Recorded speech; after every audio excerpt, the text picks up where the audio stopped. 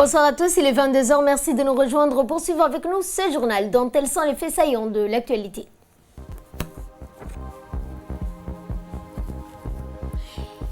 Et le 41e anniversaire du RPP1 a été célébré sous les thèmes promotion de la conscience politique citoyenne par le dialogue.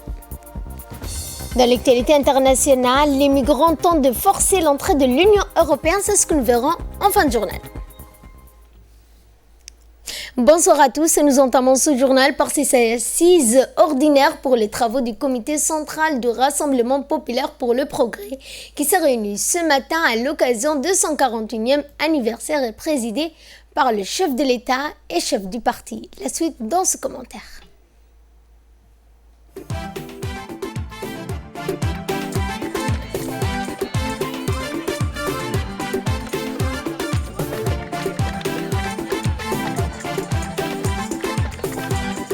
Les assises du Rassemblement populaire pour le progrès se sont ouvertes ce matin au Palais du Peuple. À son arrivée, le président du parti et président de la République, M. Ismaël Omar Guelleh, accompagné de la première dame et président de l'Union nationale de la femme djiboutienne, Mme Khadra Mohamed Haït, a été accueilli par le vice-président du parti et premier ministre, M. Abdelkader Kamil Mohamed, avec le secrétaire général et ministre des Finances, M. Ilyas Moussa Dawalé.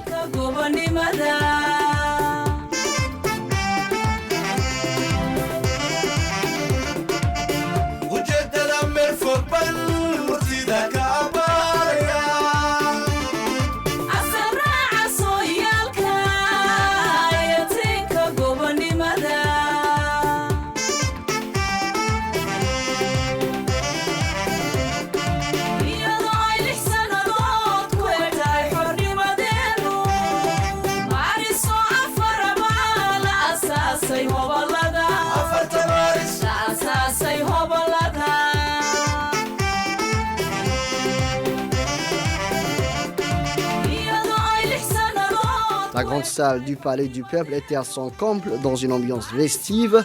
Une fois rentrés, le président et la première dame ont reçu un standing ovation. Ce 41e anniversaire du parti a rassemblé, outre le haut membre du parti, du comité central, de militants tout voulant le meilleur pour leur pays, liés à un destin commun dans un esprit non pas partisan mais citoyen. Une rencontre autour d'un thème, celui de promouvoir la conscience politique de nos concitoyens par le dialogue social, une thématique qui s'inscrit dans la politique de proximité en direction du peuple que le président du parti a initié. En d'autres termes, un exercice qui traduit la volonté permanente du parti, celui d'être ouvert au dialogue avec toutes les acteurs, quels que soient leurs horizons, avec un seul dénominateur commun, celui d'être citoyen. Une prise de conscience que chaque individu soit conscient de son rôle dans le projet ou le chantier national, toujours œuvrer pour la majorité. Ces débats fructueux a croisé des questions inhérentes à la citoyenneté et au patriotisme. Cela a permis d'échanger sur les voies et moyens de placer la citoyenne au cœur de transformations sociales, économiques et politiques. Ces échanges ont permis d'impulser un nouvel élan, un chemin, celui du progrès social pour le bien-être de toute la population. Il convient de rappeler que cette concertation du parti avec sa population n'est pas le premier du genre. Depuis son inception, le RPP prônait le partage des valeurs et le respect qui sont des valeurs cardinales.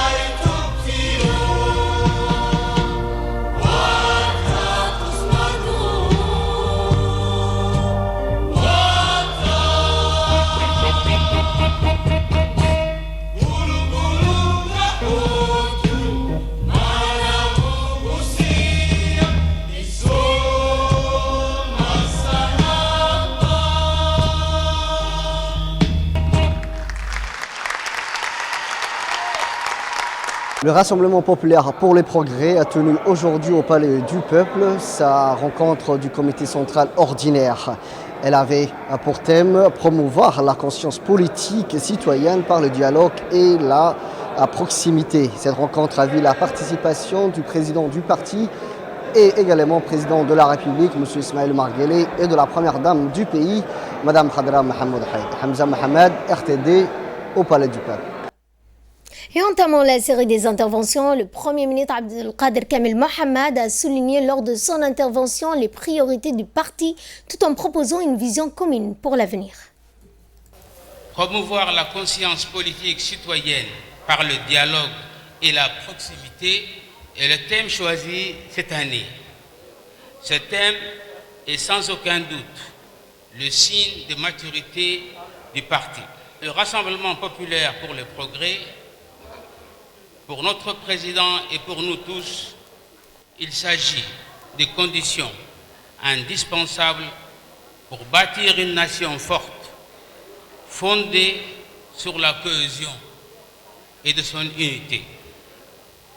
En effet, les rencontres citoyennes organisées par notre parti, les tournées successivement entreprises par le gouvernement et actuellement en cours aussi par le président de la République, témoignent de l'intérêt suprême que nous accordons à ces prises de contact sans intermédiaire avec les citoyens. En somme, une participation inclusive et un courage politique duquel peu de dirigeants peuvent s'en prévaloir. Elles furent fondamentalement un espace de dialogue, un espace d'échange et d'apprentissage et des prises de conscience pour les citoyens. Ces rencontres de proximité ont par ailleurs permis de jauger le degré de satisfaction de l'action gouvernementale ressentie et en même temps recueillir directement les préoccupations exprimées dans divers domaines par un public très large, issu de tous les horizons politiques de notre pays. Et le secrétaire général du parti, M. Elias Moussa Douale, a fait un rapport d'activité détaillé, et ce, sous le leadership du chef de l'État, a-t-il dit. Le chemin vers le progrès social pour le bien-être de notre population est long, mais également semé d'embûches. Nos actions politiques en faveur du développement socio-économique, notre lutte contre la précarité qui touche une partie de notre population se heurte à la calomnie, au dénigrement et aux fausses imputations véhiculées par des détracteurs. Ainsi, face à l'évolution des défis du communautarisme, de la montée du populisme, il convient que le Rassemblement populaire pour le progrès œuvre plus que jamais en faveur de la promotion du dialogue social, en favorisant notamment les rencontres de proximité avec les Djiboutiens pour s'enquérir de leur situation, de leur vie quotidienne. Depuis la réélection du président du parti, son Excellence Hadj Ismaël Omar Guelleh, à la magistrature suprême, notre parti a entrepris de nombreuses actions en faveur du dialogue avec les militants, la société civile et plus généralement avec la population. Comme vous le savez tous, les tournées du président de la République et président du parti dans les régions de l'intérieur s'est traduit par cette volonté de consulter la population jusqu'aux endroits les plus reculés de notre pays. Il s'agit d'un exercice de proximité initié par le chef de l'État pour constater de visu le quotidien de la population, de son peuple. Ainsi, pour accompagner les projets de société chers au président de la République, qui consiste à mener les pays vers la voie d'un développement durable, inclusif et harmonieux, il faudra mettre en place des actions coordonnées et communes entre les partis, la société civile, mais également à travers l'action de notre gouvernement pour promouvoir une conscience politique citoyenne afin d'améliorer les conditions de vie de nos concitoyens. Et dans son discours à ces assises ordinaires pour les travaux du comité central de Rassemblement populaire pour le progrès, le chef de l'État a mis en exergue les avancées entreprises par le parti en 41 ans d'existence. الصلاة والسلام على رسوله الأمين محمد صلى الله عليه وسلم. Chères militantes, nous sommes réunis aujourd'hui et c'est avec un grand plaisir que je me retrouve aujourd'hui, comme chaque année, parmi vous pour célébrer la naissance de notre parti.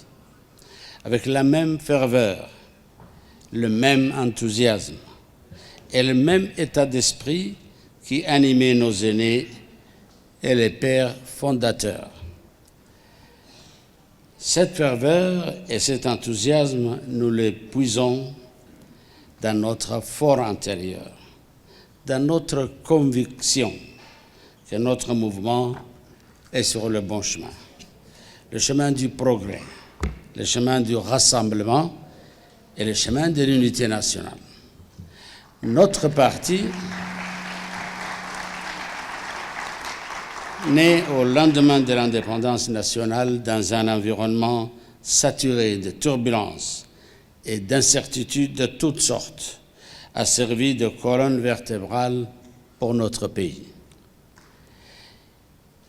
Pour affirmer notre souveraineté nationale tout d'abord, mais aussi pour couver et faire éclore notre identité djiboutienne.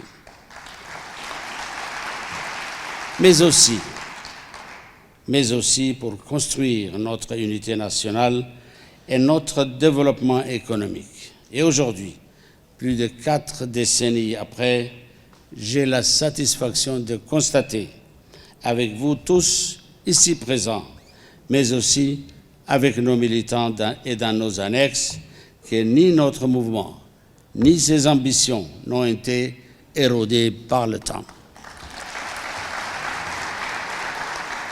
Et aujourd'hui, plus qu'hier, nous avons et nous aurons besoin de notre parti. Un parti expérimenté, mais aussi un parti sans cesse régénéré et revigoré. Un parti ouvert à tous les défis, à tous les changements et à toutes les innovations. Chères militantes et militants, les changements et l'innovation sont constitutifs de l'ADN de notre parti. C'est ce qui nous évite le conservatisme et l'immobilisme. C'est ce qui nous promet aussi contre le sectarisme et l'esprit partisan. Et c'est pourquoi notre militantisme se confond totalement avec notre patriotisme. Et dans la seconde partie de son allocution, le chef de l'État a rappelé que le dialogue inclusif est par nature une activité qui contribue également à la promotion de la démocratie tout en permettant à toutes les composantes de la société de faire entendre leur voix. Nous écoutons une seconde fois le chef de l'État. Militants, chers dirigeants, l'esprit du rassemblement qui nous anime et anime notre parti ne peut être dissocié de l'esprit de responsabilité qui doit guider toutes nos actions et toutes nos décisions. Oui, la responsabilité des militants comme des dirigeants, c'est l'exigence principale pour réussir le rassemblement. Le rassemblement des idées et des énergies, mais aussi, et au-delà, le rassemblement de toutes les potentialités de notre pays. Et c'est dans ce cadre et dans la logique des rencontres citoyennes initiées par le parti que j'ai voulu aller à la rencontre de nos compatriotes partout où ils sont, pour mieux les entendre, pour mieux appréhender leurs difficultés, mais aussi pour donner corps et vie à leurs aspirations et à leurs propositions. Car nos compatriotes, qui mieux qu'eux-mêmes pour savoir et faire savoir leurs envies et leurs priorités. Je poursuivrai dans les prochains jours cette immersion avec nos concitoyens dans les régions. Toujours avec le même objectif, écouter, échanger. Toujours avec les mêmes préoccupations, faire en sorte que le développement économique sert de vase communicant au développement social et impacte positivement les conditions d'existence de nos populations. Chers militants et chers dirigeants, la responsabilité première de notre parti, c'est avant tout d'être à l'écoute. C'est le préalable à toute action politique. Écoutez les critiques, écoutez les propositions, écoutez les recommandations de nos concitoyens. C'est cela aussi la responsabilité politique. Cette responsabilité, vous, militants et dirigeants, vous devez l'exercer sans confusion et sans cacophonie, dans le respect des rôles des uns et des autres. Car plus nous serons à l'écoute de notre population, plus nous serons en mesure de construire notre avenir commun. Vive le RPP, vive la République de Djibouti. Et pour toucher un plus grand nombre, le chef de l'État s'est exprimé en Somalie. Il a notamment parlé du bilan annuel et des travaux du comité central. Je vous propose de suivre la première partie de son intervention traduite en français. Le comité central du parti, qui nous a été présenté par le secrétaire général du parti, nous relevons une avancée majeure de notre formation politique vers une pleine autonomie financière qui nous permettra de subvenir tous les besoins du parti et en même temps à financer les activités de celui-ci. Ceci ne veut pas dire que nous fermons la porte à nos militants dévoués et nos généreux contributeurs. Ceci étant pour les ressources financières, nous réitérons notre engagement devant Dieu et devant vous, chers militants du parti, de servir le peuple qui nous a accordé sa confiance. Nous réitérons encore une fois de mettre tout ce qui est en notre pouvoir décisionnel au service du peuple qui nous a accordé sa confiance et en premier lieu de préserver l'unité nationale qui est notre bien le plus sacré et de la préserver à tout prix. Avec la maturité politique de notre peuple, nous devons faire face à toutes les formes de déstabilisation d'où qu'elles viennent et je réaffirme du haut de cette tribune que la République de Djibouti est hors de portée de toute tentative de division. Djibouti étant notre seule terre, c'est-à-dire notre pays et notre bien commun, nos concitoyens sont matures et confiants dans notre capacité et notre volonté de répondre à leurs inspirations et à leurs préoccupations. Poursuivant son intervention, le chef de l'État a notamment rappelé l'importance de la préservation de l'unité nationale. Il est le devoir de chaque citoyen de veiller chacun à son niveau à la préservation de l'unité nationale. Nos concitoyens sont responsables et témoins des réalités que nous vivons et sont également témoins du travail accompli et des réalités socio-économiques sur le terrain. De ce fait, ne peuvent être trompés par des informations propagées par des esprits mal intentionnés qui ignorent totalement les réalités de ce pays. Ces esprits mal intentionnés ont perverti l'usage même de l'Internet, qui est avant tout un outil d'échange et du savoir, pour en faire un terrain d'intoxication, d'injures et de propagation d'informations sans fondement. Ceci n'est pas propre à notre pays, mais c'est une pratique généralisée de par le monde et nous estimons que ceci ne peut nous atteindre ou freiner notre avancée. Il vous appartient, à vous membres du comité central, d'être informés sur le quotidien de nos concitoyens, d'être parmi eux pour partager avec eux leur vie sociale dans les moments difficiles comme dans les moments de fête. Vous serez imprégnés de nos réalités et c'est la seule voie qui permettra à notre parti d'aller de l'avant. Je vous conseille sereinement d'être vigilants face à ces tentatives de nuisance de l'extérieur. Nous jouissons de la confiance de nos concitoyens comme de nos partenaires africains, arabes ou autres, et vous connaissez autant que moi que notre pays a sa voix dans toutes les instances internationales. C'est ce que nous devons pas perdre de vue. Par ailleurs, Je vous rappelle que le secrétaire général vient de nous faire part à l'instant du non-versement des cotisations des membres. Cette somme symbolique est avant tout le lien des membres avec le parti, c'est aussi le lien qui nous unit à notre appartenance à ce parti qui est le Rassemblement populaire pour le progrès. Salam alaikum wa rahmatullah.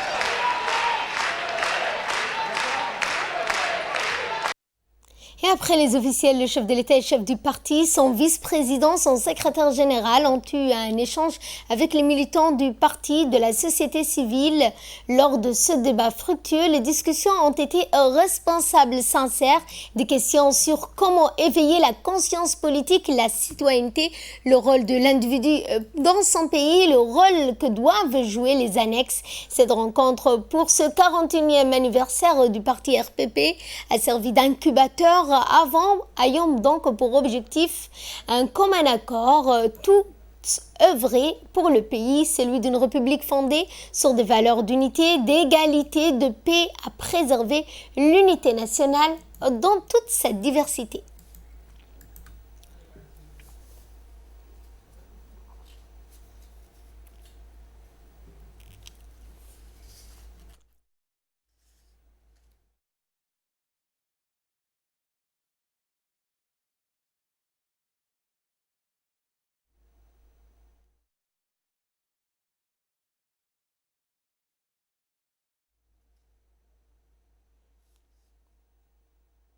Et après les débats, le président de la République a procédé à la remise de certificats à Mme Mariam Moussa, présidente de l'annexe Wahdaba, M. Asman Hared, président de l'annexe de Hayablé, à M. Ali Mohamed Ali Gadile, président de l'annexe de Tadjoura, pour leur travail exemplaire. Sans relâche aux efforts consentis, ils ont œuvré aux valeurs qui ont fondé le parti, celui de l'unité, du partage auprès de leurs concitoyens. Ils ont enfin, donc, le chef de l'État remis une carte d'adhérent du parti au chanteur Hawali Aden.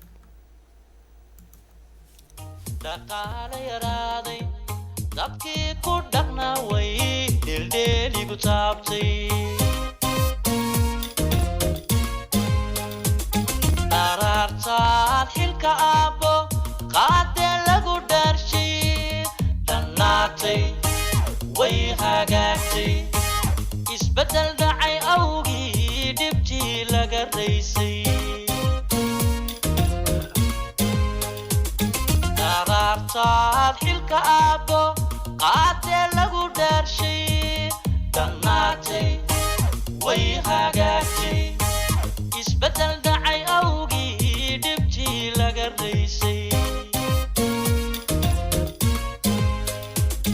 عشي دوتينيسي دخسي أردودي انتي دوغر سارتي دانكي لارورتي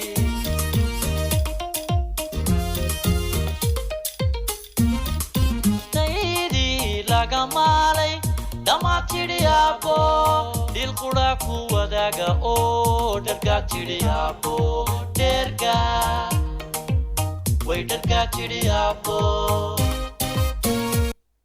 Autre actualité de ce 22h, l'école de Balbalassat a organisé donc une kermesse géante au profit des élèves de l'école primaire.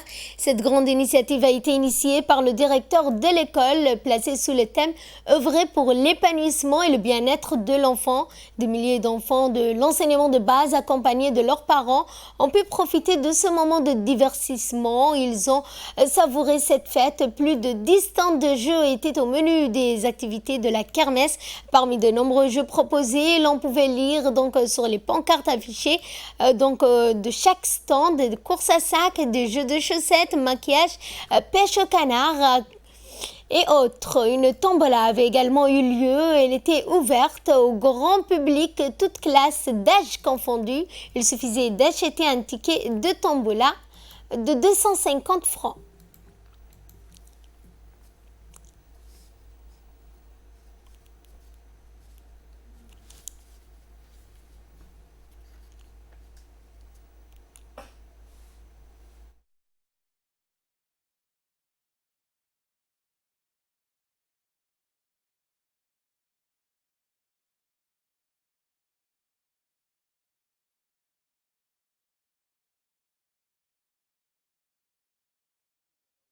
Et en ce grand jour de samedi 29 à l'école de Balbala 7, donc l'école de Balbala 7 organise une grande kermesse, quand on dit kermesse vraiment d'un norme assez géant. C'est la première dans les écoles primaires déjà de Djibouti-Ville et même dans le secteur de Balbala. Alors nous sommes face à un défi, nous voilà, on trouve que tout le monde est épanoui aujourd'hui en cette grande journée et on remercie quand même et on félicite. Social, cette fois, le ministère des Affaires sociales et des Solidarités a procédé à la distribution de dons de matériaux d'urgence aux familles reçues par l'Arabie Saoudite dans la région de Dikil et d'Ali Sabieh. Plus de 500 familles ont bénéficié de cet appui et ceci se poursuivra dans les autres régions de l'intérieur. Cette distribution s'inscrit dans le cadre d'une assistance sociale pour les familles démunies et touchées par des catastrophes naturelles. L'événement a vu la participation du conseiller technique du ministère des Affaires sociales et de Solidarité, M. Mahmoud Biled, représentant du centre de roi Salman Ben Abdelaziz. Ce don composé de tentes, couvertures, de nattes ainsi que de l'eau de vivres alimentaires était destiné aux familles vulnérables des régions de l'intérieur. Et sport, cette fois, la Fédération djiboutienne de Dakatoriou a organisé la Coupe de la zone nord Tadjoura et Obok au sein du complexe sportif. Sans participation du Dakatoriou se présente pour ce grand événement en présence donc de monsieur Naal Ibrahim du complexe sportif responsable du Dakatoriou qui a remercié le préfet de Tadjoura, le président du conseil régional pour l'accueil chaleureux qui lui a été réservé et le bon déroulement de cet événement. Nécrologie pour clore l'actualité nationale. Nous avons appris avec regret le décès de M.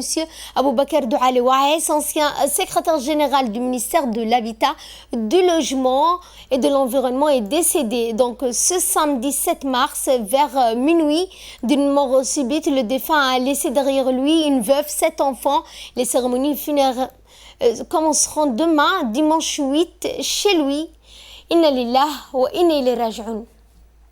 Et de l'impatience qui domine l'actualité internationale, ces tensions à la frontière gréco-turque, les migrants tentent de forcer l'entrée de l'Union européenne. C'est le chaos à la frontière gréco-turque depuis que le président Recep Tayyip Erdogan a organisé l'ouverture de ses frontières vers l'Union européenne. Plusieurs milliers de migrants se sont dirigés vers la Grèce. Résultat, les affrontements se multiplient avec la police grecque. Selon Athènes, les forces turques tiraient elles aussi à gaz lacrymogène. Côté grec, les autorités turques sont accusées de distribuer en outre du matériel pour découper le grillage, empêchant les migrants de passer du côté grec. L'Union européenne a confirmé aux migrants que sa frontière restera fermée. L'accord passé en 2016 entre l'Union européenne et la Turquie pour contenir les migrants en échange d'une aide financière semble bel et bien mort. L'Union européenne a dénoncé un chantage alors qu'Ankara réclame un appui occidental en Syrie où la Turquie mène une opération militaire. Fin de ce journal, merci de votre fidélité, excellente soirée à toutes et à tous.